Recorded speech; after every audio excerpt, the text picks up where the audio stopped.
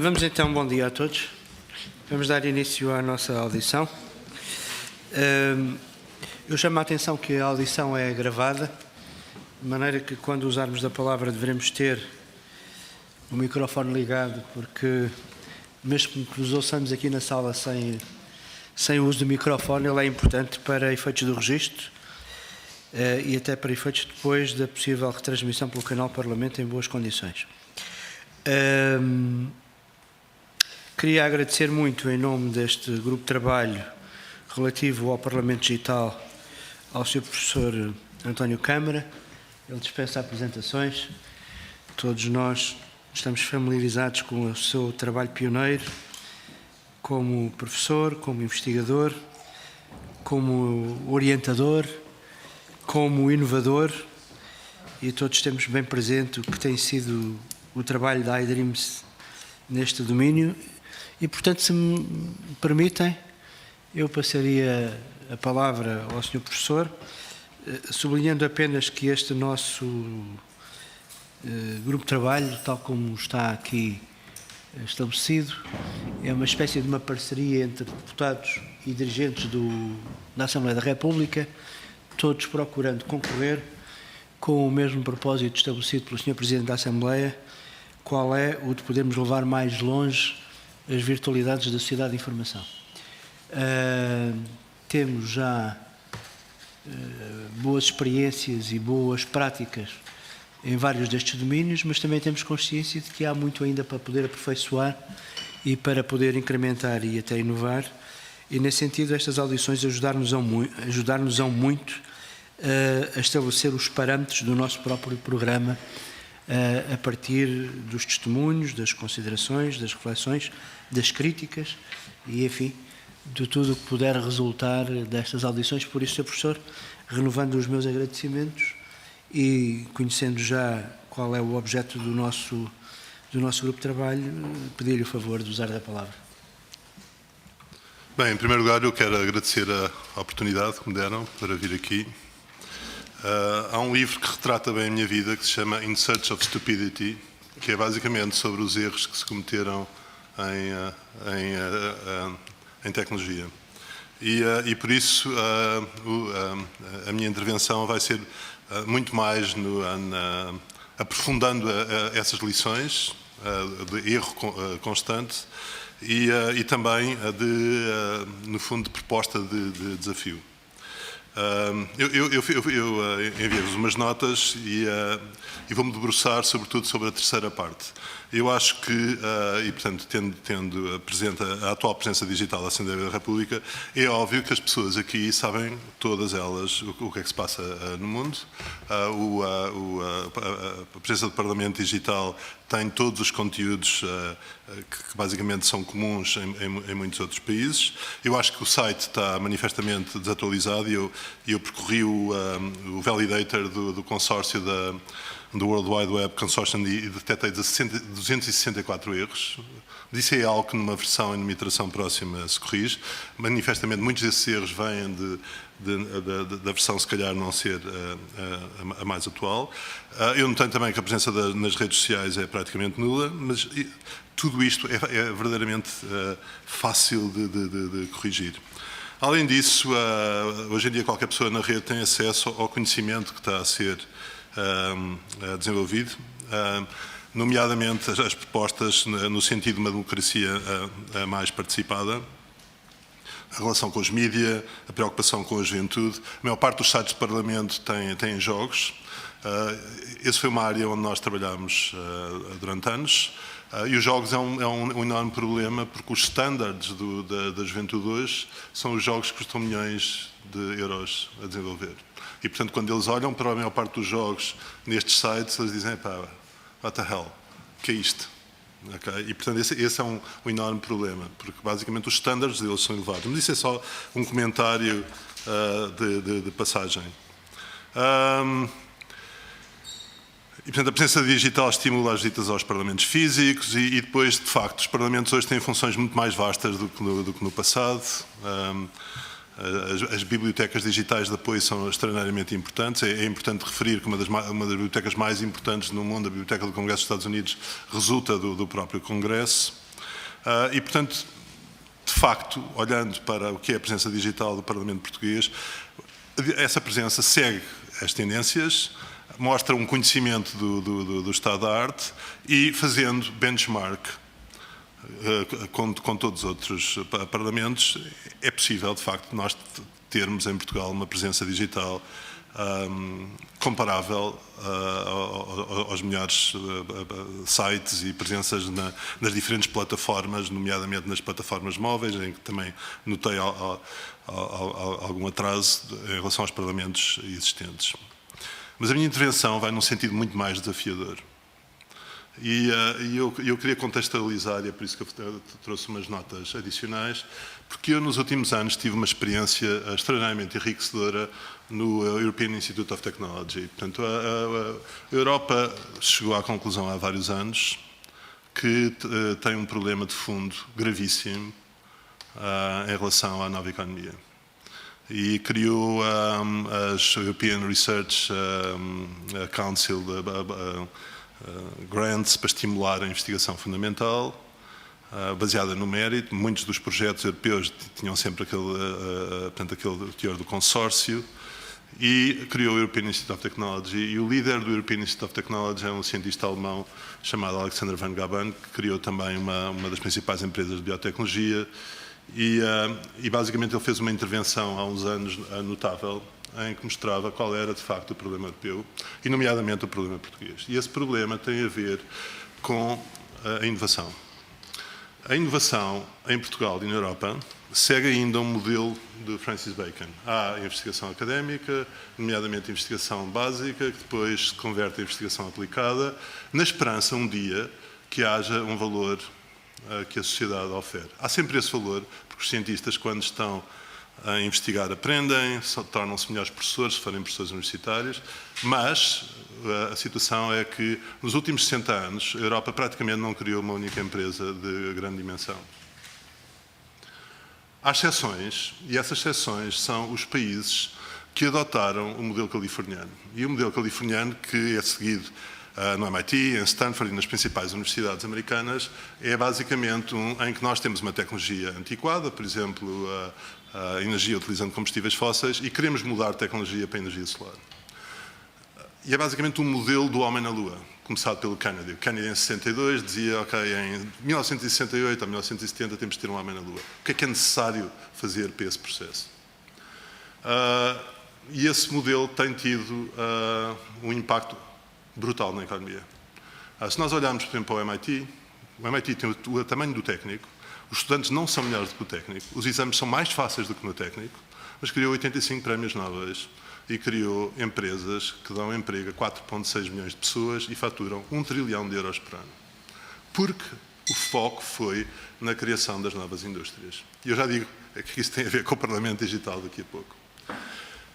Se nós olharmos para os países europeus, e eu estou num projeto chamado Magical Industry Tour, inspirado nos Beatles, o Magical Mystery Tour, com a AIP para estimular a criação de novas indústrias dentro todo o país, porque hoje criar novas indústrias é muito mais barato.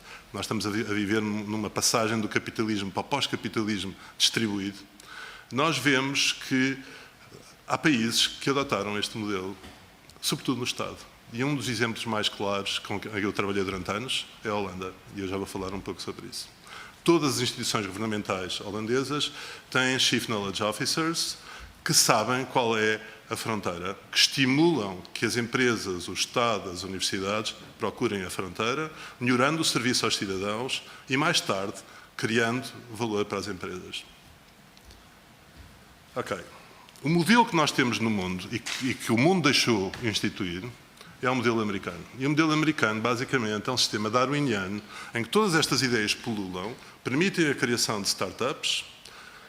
Dessas startups há algumas que sobrevivem e depois há outras que se convertem nas empresas infraestruturais num sistema winner take all. Hoje, o mundo é completamente dominado por essas empresas. A grande felicidade nossa, como europeus, é hoje criar estas startups que são compradas pelas outras. Ok, e os investidores ficam todos contentes. Os empreendedores vão ficar 5 anos, pelo menos, como escravos do novo comprador e essencialmente, os empregos e a riqueza são sempre geradas nos mesmos sítios. O European Institute of Technology foi criado para tentar mudar esta situação e alertar a União Europeia e, a pouco, os governos. Há vários países que tentaram combater este sistema. Este sistema, depois, basicamente, acaba sempre com estas empresas cotadas em New York Stock Exchange ou no Nasdaq e a terem liquidezes brutais. A Apple, neste momento, tem 270 mil milhões no banco. Okay? Um dos países, e eu estou extraordinariamente agradecido a esse país porque acolheu as minhas empresas, que tem um sistema alternativo é o Canadá, porque basicamente é aquele que mantém uma bolsa para as jovens empresas com suficiente liquidez, em que há investidores distribuídos e que no fundo permite que haja uma inovação muito mais distribuída daquela que existe hoje em dia. Se nós olharmos para este gráfico é elucidativo do que se passa no mundo hoje. As 5 maiores empresas são a Apple, a Alphabet, que é o Google, basicamente, a Microsoft, a Amazon e Facebook. A maior parte delas, o modelo é muito curioso, porque no fundo são diretórios. O que é que a maior parte das empresas hoje em dia? São diretórios de produtos que são feitos por outros, que são transacionados e em que as pessoas recolhem sempre uma margem. A grande fortuna da Apple vem, em parte, desse modelo do iTunes. O Google tem vários modelos distintos. E depois há outra característica nessas empresas. Portanto, hoje em dia no mundo, o incentivo é que todas as pequenas empresas foquem num produto. O foco é o segredo. Mas nenhuma das grandes empresas americanas é focada. Estão todas elas nos mais diferentes áreas. Ok. Qual é o nosso maior drama, o drama português? O drama português é que nunca percebeu a economia. Não percebeu há 100 anos, há 200 anos e ainda verdadeiramente não percebe hoje. Portanto, todo o nosso sistema económico não percebeu o que está a passar. E o resultado é dramático. E é dramático naquilo que verdadeiramente interessa no mundo de hoje, que é a propriedade intelectual. Há uma enorme correlação, como mostrei nos gráficos, entre a riqueza dos países e a propriedade intelectual. E a propriedade intelectual em Portugal, só para dar os resultados do último ano, é que nós produzimos 167 patentes internacionais e a Holanda 7.000.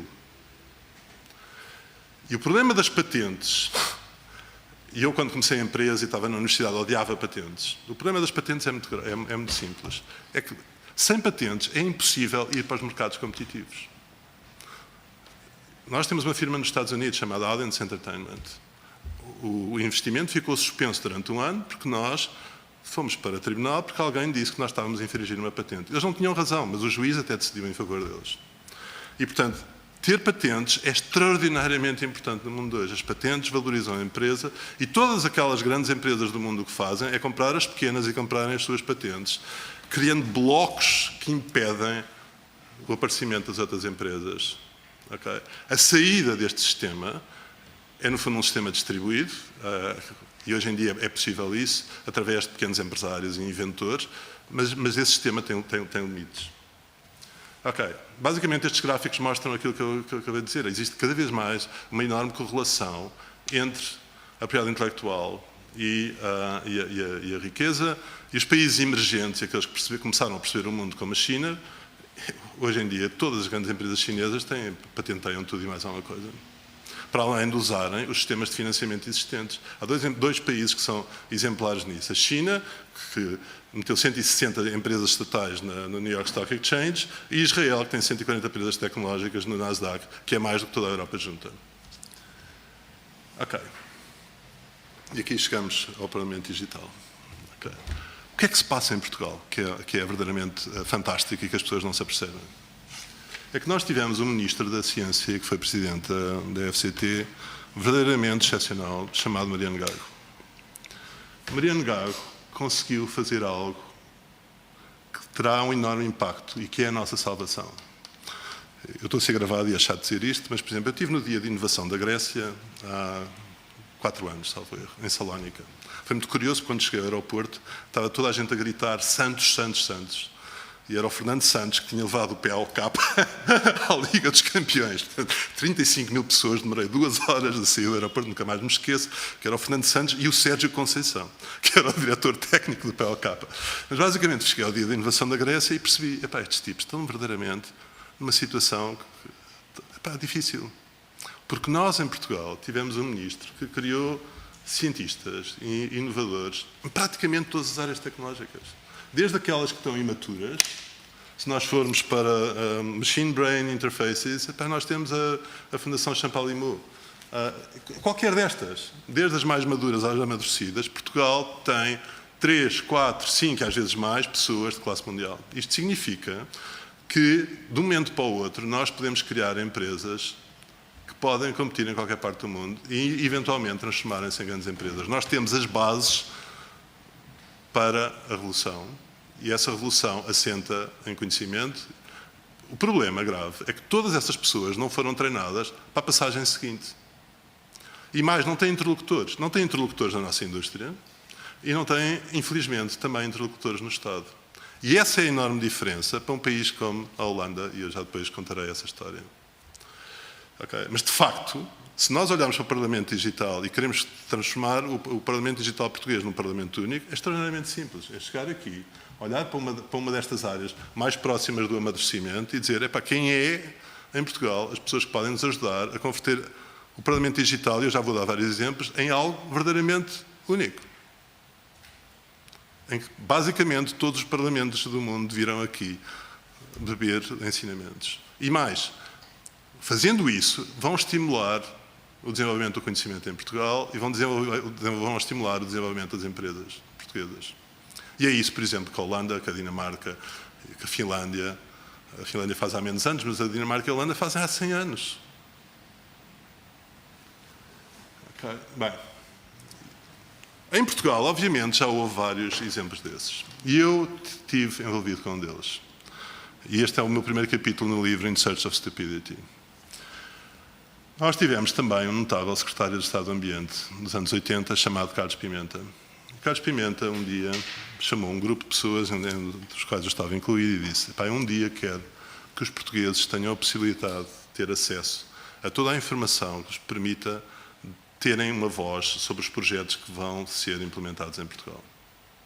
Nós vamos construir estradas e nós queremos que os portugueses digam o que é que acham. Nós vamos, se calhar, construir um novo aeroporto. E nós, nesse grupo, decidimos olhar o que se passava no mundo. E basicamente, no final dos anos 80, estávamos à beira de várias revoluções. A primeira revolução era a internet. A internet ia chegar. Mas, na altura, não havia banda larga. Okay? Os primeiros anos da internet em Portugal era aquele telefone, o modem, e aquilo caía. Mas ia a existir. A segunda revolução é que os computadores iam ter imagens, iam suportar vídeo e imagens. E nós chegámos à conclusão que a forma de dar um salto em Portugal era através da fotografia aérea e das imagens de satélite, mas depois era necessário nós termos os veículos para explorar a informação. Se eu construir uma estrada ou um aeroporto, o que é que eu vejo? Então, na nossa altura, chegámos à conclusão, um pouco cedo demais, naquele gráfico vê-se que só agora a realidade virtual está a amadurecer, mas nós há 20 anos achávamos que ia amadurecer no ano seguinte.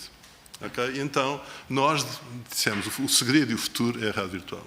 Nós olhámos para o mundo e, curiosamente, as duas pessoas mais pragmáticas e que estavam mais próximas de levar produtos para o mercado eram dois luso-americanos.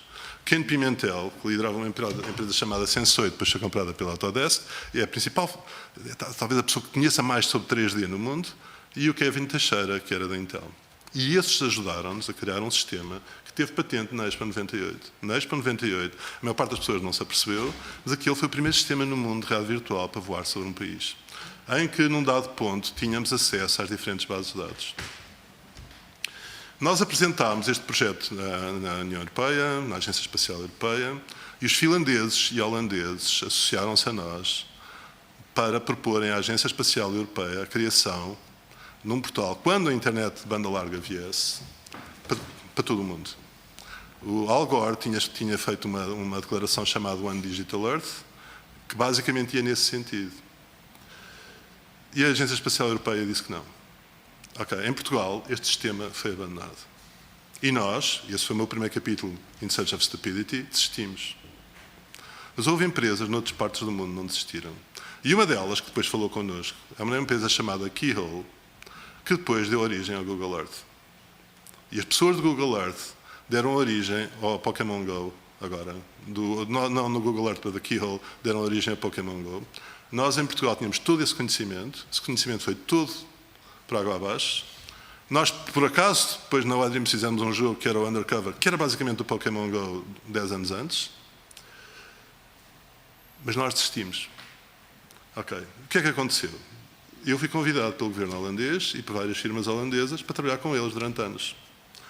E nesses anos, a Holanda, basicamente,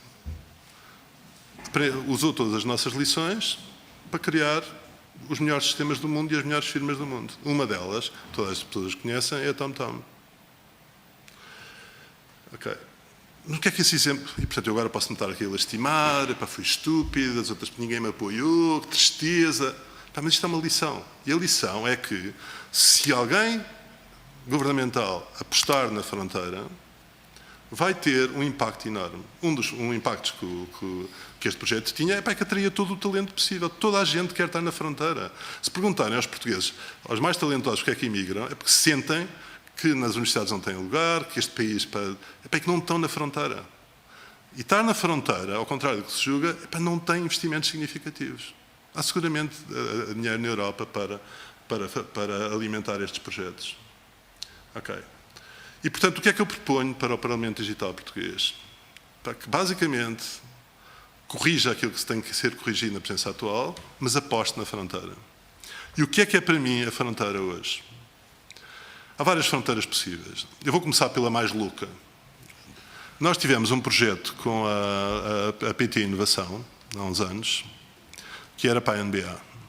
E esse projeto era como é que nós estimulamos os espectadores no mundo inteiro para assistirem a um jogo de basquetebol e participarem dele. Na altura, jogava o Yao Ming e havia 150 milhões de chineses a ver as transmissões dos Houston Rockets. Ok, então nós tivemos esta ideia louca de... imaginem que as pessoas estão em casa, os chineses estão em casa e gritavam no telemóvel e os gritos ouviam-se no estádio. E depois, no canal de retorno da televisão, eles sentiam que estavam lá. Além disso, como nós sabíamos onde é que eles gritavam, tínhamos um mapa, punhamos as diferentes cidades e províncias chinesas a competir pelo Yao Ming. Depois falámos também com a Catalunha, por causa do Pau Gasol. Então desenvolvemos uma tecnologia que é incrivelmente simples e que é possível e que, no fundo, imaginando aqui nas sessões do orçamento ou debate, haver a possibilidade, não das pessoas gritarem de casa ou assobiarem, mas de participarem em tempo real. Ok? Mas verdadeiramente aquilo que eu acho que Portugal é especialmente forte e tem sido tradicionalmente forte é numa área que eu acho que é decisiva, que é a inteligência artificial. Neste momento, sobretudo na parte legislativa e na parte de advocacia, a inteligência artificial tem já vários projetos, eu citei vários, citei um que é completamente rebelde, que é Do Not Pay, que é basicamente como é que eu vou usar a inteligência artificial para descobrir todos os buracos possíveis para não pagar. Okay? Porque é uma forma também de ajudar a melhor legislação.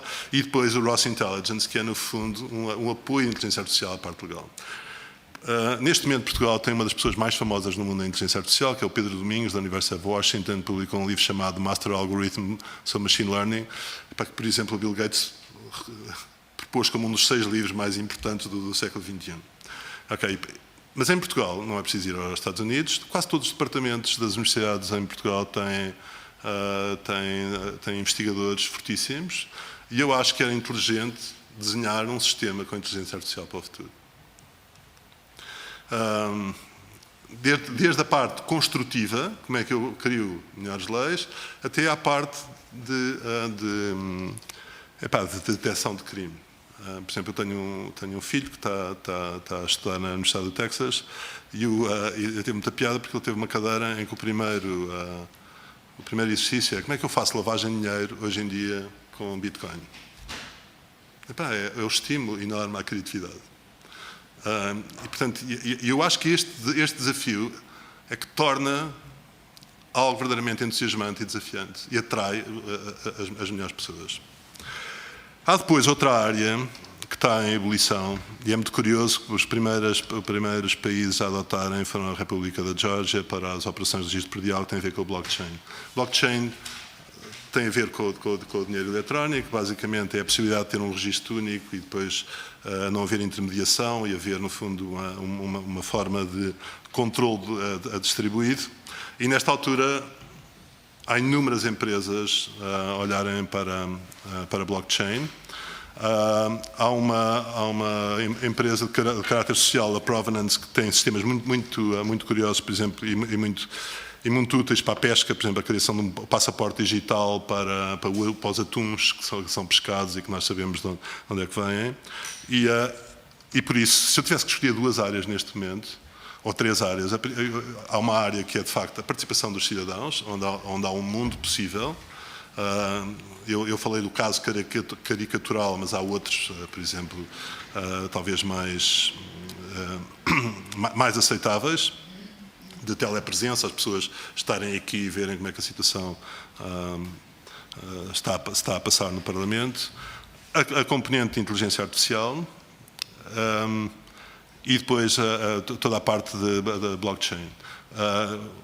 Reparem, por exemplo, quando a Grécia teve na situação mais crítica, o Varoufakis tinha um grupo a estudar a criação de moeda eletrónica. E isso é algo... Eu não quero antever nada para o futuro, mas é algo que é extraordinariamente importante. E, portanto, a blockchain, de facto, é muito importante. Eu queria terminar, e eu peço desculpa da minha intervenção já ir tão longa, não são pessoas como eu que sabem o que é o futuro. As melhores pessoas para vocês ouvirem são os miúdos de 15 anos ou de 20 anos. São os vossos filhos, eles sabem muito mais do que eu. E os filhos ou filhas. E, portanto, basicamente, por exemplo, a Intel deixou de ouvir pessoas como eu para prever o que é que vai acontecer daqui a 5 anos. Vão aos liceus e aos primeiros anos das universidades. E, portanto, o que eu vos recomendo, de facto, é para tragam jovens e ouçam-nos. Porque eles seguramente sabem muito mais do que vai acontecer no futuro do que eu. Eu apenas estou aqui a refletir no passado. E é só... Obrigado. Estou disponível para quaisquer questões. Obrigado, Sr. Professor. Este tipo de intervenção é muito estimulante, é mesmo um brainstorming à série. De maneira que eu pedia aos nossos interlocutores, quer aos meus colegas deputados, quer aos senhores dirigentes, que, se entenderem, suscitem as vossas questões. Senhor Deputado Ricardo Leite. Muito obrigado, Sr. Presidente, e bom dia a todos. Peço desculpa, antes de mais, pelo ligeiro atraso. Quero agradecer ao Dr. António Câmara pela presença hoje e, de facto, pelo brainstorming que nos provocou na reflexão que, obrigatoriamente, temos que fazer quando falamos no Parlamento Digital. Concordo em absoluto com a visão de que, para fazermos algo que seja o benchmark depois para todos os outros parlamentos. E imaginar uma sessão plenária na qual qualquer cidadão se possa colocar lá dentro através de uma realidade virtual, eu acho que são ferramentas que podem ajudar a quebrar com os muros que de facto existem hoje no acesso, digamos, à casa da democracia, que é a casa de todos, mas que infelizmente nem sempre é tão acessível quanto isso. A questão da participação em tempo real é algo que tem sido recorrente na centralidade do cidadão no processo legislativo e que nós, ao longo das audiências e da reflexão que temos desenvolvido aqui, há, de facto, ferramentas hoje que permitem uma participação mais ativa nos vários momentos. Já vimos até parlamentos que experimentaram a utilização de wikis na construção de leis. Penso que foi o Parlamento australiano que recorreu a esse instrumento para permitir sugestões, recomendações, alterações da legislação. A questão da computação cognitiva e da inteligência artificial também tem sido de alguma forma falada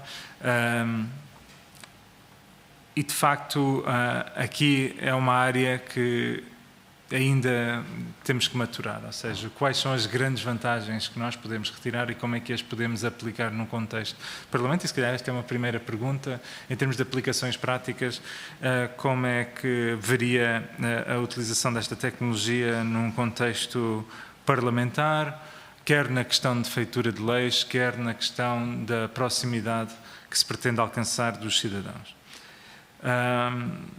Relativamente ao blockchain, de facto, aquilo começou com uma moeda eletrónica, hoje fala-se na sua aplicabilidade em várias áreas, entre as quais na minha, na área da saúde, nos fecheiros dos registros clínicos. De facto, é uma área extraordinária, mas, mais uma vez, a aplicabilidade num contexto governamental ou parlamentar levanta algumas dúvidas. Como é que nós o poderíamos aproveitar? Eventualmente, nós temos falado aqui muito sobre todo o trâmite das leis entre as várias instituições.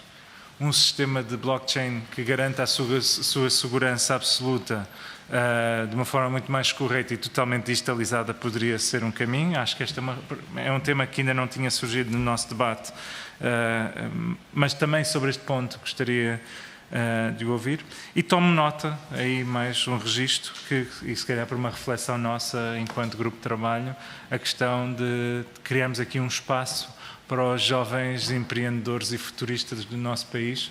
De facto, temos já uma conferência agendada para a semana que vem, com várias personalidades da blogosfera e do digital. As audiências, na sua maioria, são com pessoas já afirmadas nas suas diversas áreas, mas eventualmente fará sentido criarmos aqui um espaço mais aberto para ouvirmos aqueles que são os talentos do amanhã. E portanto, agradeço também essa sugestão e agradeço a disponibilidade de se ter deslocado até aqui hoje. Muito obrigado. Muito obrigado, Sr. Professor. Por favor. Bem, em relação à inteligência artificial, há várias áreas possíveis. Uma delas, e uma em que nós pessoalmente temos experiência, é a descoberta do conhecimento. Nós temos todos os dados possíveis e queremos estabelecer relações. Por exemplo, nós podemos olhar para um padrão ou para várias variáveis que estejamos interessados. Por exemplo, no nosso caso, há muitos anos nós trabalhamos com a TAP. A TAP queria conhecer melhor, no fundo, os seus clientes. No Parlamento nós estamos a falar de cidadãos. Ok, portanto, basicamente, com os dados que existem sobre os cidadãos portugueses, é possível utilizar data mining para os conhecer melhor. Quais são os padrões, quais são as aspirações, quais são toda a parte problemática dos diferentes dados, no fundo, para definir, no fundo, perfis, para perceber verdadeiramente o que é que... Por exemplo, essa é uma componente que se ganha muito havendo a presença nas redes sociais. Okay, nas redes sociais hoje em dia é muito fácil nós começarmos a perceber onde é que as pessoas vêm, o que é que as pessoas gostam, o que é verdadeiramente simples. Depois há outra componente extraordinariamente importante que tem a ver com a própria escrita das leis e a escrita em geral. A maior parte hoje em dia a inteligência artificial, por exemplo, nos jornais está a ser usada para escrever notícias quase automáticas. Mas a parte mais interessante não é essa. Eu acho que a parte mais interessante tem a ver com a clareza da linguagem. A maior parte dos textos legais são incompreensíveis para a maior parte das pessoas. E, por exemplo, as grandes publicações mundiais têm regras que permitem ver se a escrita está bem definida ou não. Por exemplo, em geral, ninguém se consegue lembrar de mais de 17 palavras quando lê. E por isso os períodos devem ter 17 palavras. Okay. A maior parte das pessoas tem um vocabulário, infelizmente, limitado a 2.000 ou 3.000 palavras. Okay. É uma diferença abissal. As pessoas cultas conhecem 8.000 ou 9.000 palavras. E, portanto, se nós queremos falar para todos, nós temos que criar um conjunto de regras que ensinam as pessoas a escreverem. A inteligência artificial é importante também na participação pública. Por exemplo, um dos projetos que nós fizemos há muitos anos foi o Fórum do Big Brother, do primeiro Big Brother. O Fórum do primeiro Big Brother é um estudo sociológico, porque havia 150 mil pessoas a participar. Quando morreu um forista, o funeral dele foram 4 mil pessoas que nunca o tinham visto. Foi a primeira comunidade a sério na internet em Portugal. Era o Paulo Bastos, da TVI, que a geria. E o problema é que havia, e é o problema recorrente da participação pública, que havia pessoas que iam para lá escrever palavrões, insultar pessoas, o costume. Okay? E então nós criámos um programa de inteligência artificial que era, para quando as pessoas diziam um palavrão, apareciam três estrelas. E era uma corrida. Os tipos punham os palavrões mal escritos e nós ganhámos. Nós, a pouco e pouco, fomos aprendendo qual era a raiz e a lógica, e isso normalizou o fórum, civilizou. As pessoas agressivas, acabou-se. Uma pessoa pode questionar isto por causa da liberdade de expressão, mas, essencialmente, eu vejo a inteligência artificial como knowledge discovery, como a parte da escrita, a parte da participação pública. A proximidade dos cidadãos é também difícil, muitas vezes, por esse motivo. Quer dizer, porque é o problema de sempre dos fóruns. Basta olhar para as caixas de comentários dos jornais e perceber que aquilo aquilo tem uma utilidade social. É um centro para tratar psicopatias. Portanto, há pessoas que chegam lá e estão ali e pronto. Aliás, como a maior parte dos fóruns, há pessoas que vão para lá e pronto, ok, está ali. Mas é algo que é sempre um problema. Mas, de qualquer forma, eu acho que na proximidade dos cidadãos, de facto, toda esta parte de rádio virtual, e eu acho que se nós olharmos para o mundo e virmos qual é o sistema que está mais avançado em todos estes domínios, é a NBA. A NBA, se virem a ESPN a sério, se virem os principais clubes, são aqueles que estão mais avançados em termos da participação dos espectadores remotos, nos fóruns. Eu já nem falo na parte analítica. A NBA quer dizer, o nosso futebol está completamente atrasado. A NBA está a anos-luz em todos os domínios que usam Analytics. Há depois, na participação dos cidadãos, há algo muito semelhante nos desafios que os jornais estão a ter. E nos Estados Unidos, Portugal tem um programa com a Universidade do Texas, em que eu fui diretor durante uns anos, e a Universidade do Texas tem das melhores pessoas do mundo em jornalismo. É a segunda melhor escola do mundo e tem uma pessoa chamada Tim Kriegs, que eu acho que deviam ouvir. Porque é a pessoa que fez, no fundo, o novo New York Times e depois dedicou-se a um jornal que é o Texas Tribune, que é um jornal de participação pública, que é uma fundação, e que transformou esse jornal em algo sustentável e lucrativo. E basicamente conhece todos estes fenómenos. Como é que os cidadãos participam, como é que é a proximidade, como é que são as causas.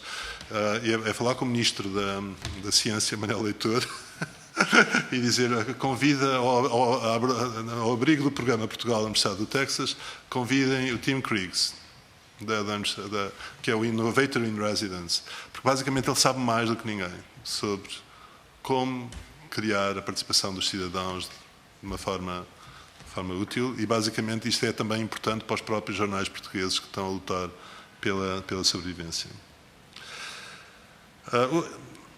Eu fui atraído pelo blockchain porque o nosso diretor técnico é o líder do Partido Pirata em Portugal. E o Partido Pirata, por exemplo, tem uma expressão muito forte na Islândia e na Suécia. Uma das coisas que advoga é, no fundo, a substituição completa do nosso sistema pelo blockchain. Eu também tenho um filho que investe em moedas eletrónicas e tenho aprendido imenso com ele. E eu acho que há duas dificuldades do blockchain. A primeira é que ainda é uma tecnologia que não está completamente provada e tem havido dissabores enormes, porque há hacking e há fortunas que são roubadas. Mas a República da Geórgia hoje em dia utiliza blockchain para o registro predial, a República Russa também começou a avançar na utilização do blockchain e, portanto, o que eu acho é que, pelo menos um projeto piloto de uma área. E eu acho que uma das áreas fundamentais é a parte dos recursos naturais e a pesca. E esta, por exemplo, e a pesca, portanto, esta firma chamada Provenance está a criar um sistema que eu acho que tem todo o sentido. E portanto, eu acho que há um projeto piloto e depois tem que se criar essa cultura. Em última análise, o que eu acho é que nós estamos a ir ao encontro, estamos numa mudança de sistema enorme e os países que perceberem essa mudança mais cedo são aqueles que vão vencer.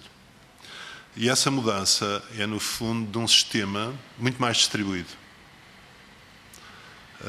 E basicamente, eu acho que culturalmente as pessoas vão nesse sentido. Isso tem a ver com vários factos muito simples. Hoje um miúdo chega à universidade e, se ele quiser e perceber, ele pode ter uma ideia e ele pode prototipar no Fab Lab da universidade ou no local qualquer, ter um protótipo, fazer um vídeo, ir para o crowdfunding no Kickstarter ou Indiegogo e ir buscar dinheiro. Primeiro dinheiro. Eu não sei se ele vai fazer uma firma ou não. Ele vai ser um inventor. Ele vai se mostrar no mundo inteiro.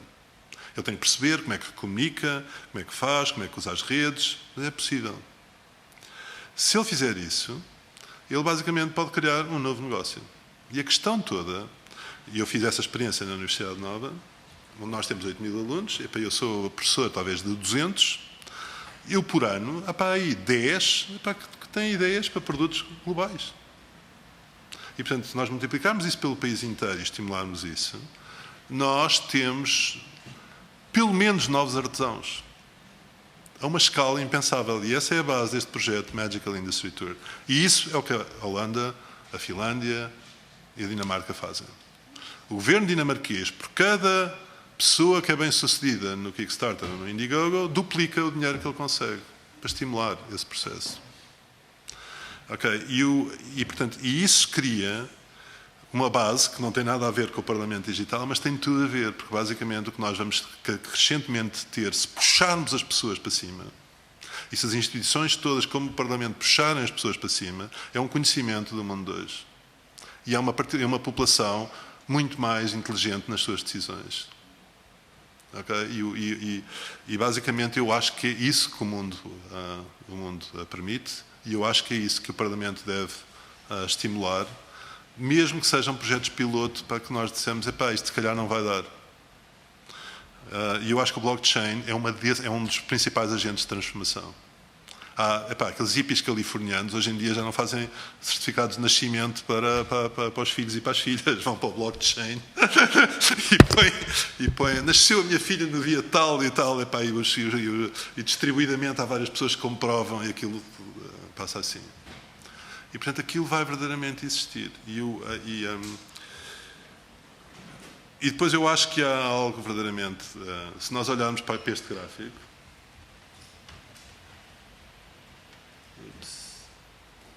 isto é verdadeiramente assustador.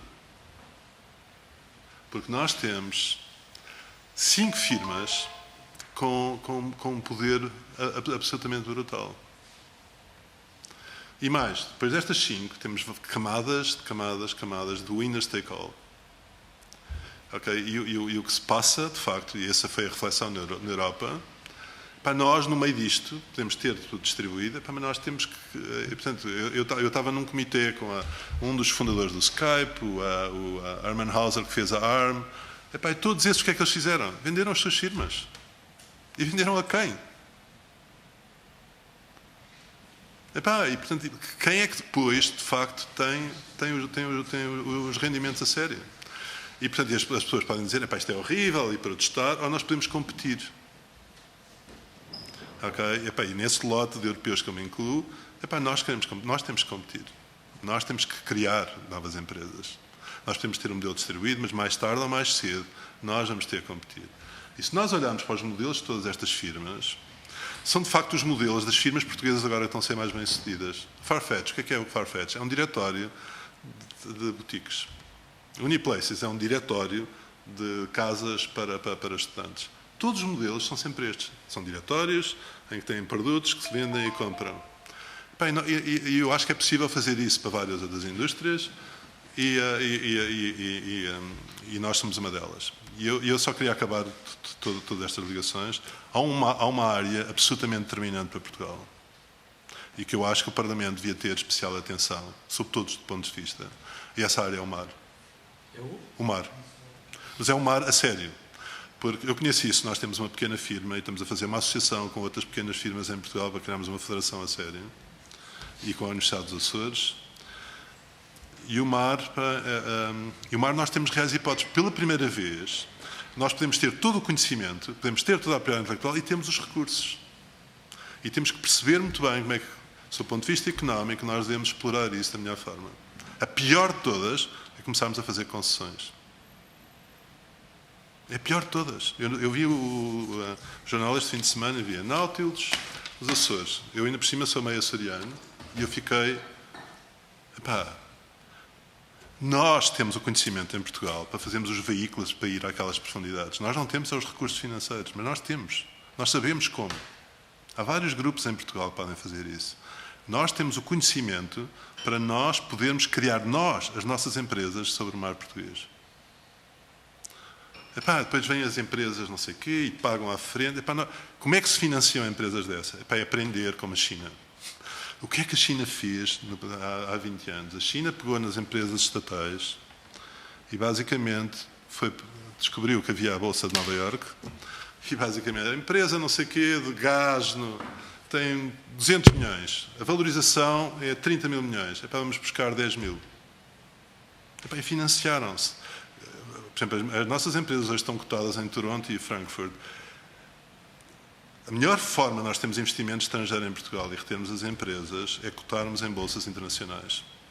Nós tivemos uma enorme dificuldade e perdemos 3 meses a fazer transferência de ações porque descobrimos que as únicas empresas portuguesas que estão cotadas em bolsas internacionais são a Azorion, no Marché Libre, no Euronext em Paris, e agora a iDreams Global e a Invisible em Frankfurt e Toronto.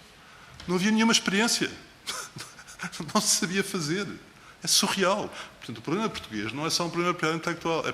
Estamos completamente fora dos mercados financeiros e a forma de nós mantermos as empresas, de tiver investimento aqui, ter investimento estrangeiro e manter, é aprender com o que os outros fizeram.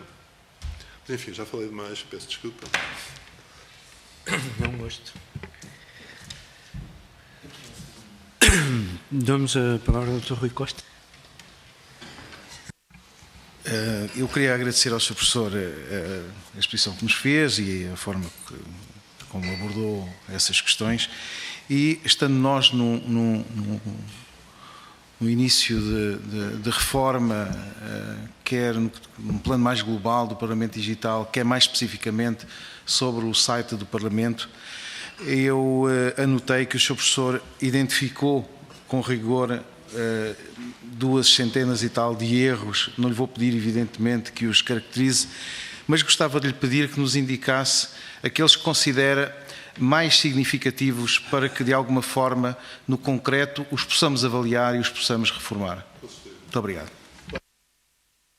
Eu não fui eu que os avaliei. Eu basicamente meti num motor do W3C que me deu aqueles erros todos. E daqueles erros todos, há muitos que se percebem que não são cruciais. Eu acho que há 3 cruciais. O primeiro tem a ver com o facto de o site não estar compatível com todos os browsers. É sempre difícil, mas é um problema. O segundo tem a ver com o facto de o site não estar desenhado de forma... para dizer em inglês, responsive para as diferentes plataformas, as plataformas móveis. E o terceiro tem a ver com a parte da participação das redes sociais. Portanto, eu acho que há 3 fundamentais. Portanto, todos os outros, todos aqueles muitos erros têm a ver com isto ter sido feito provavelmente com uma ferramenta mais antiquada, mas isto é algo que se resolve facilmente. Alguma observação mais? Agradecer.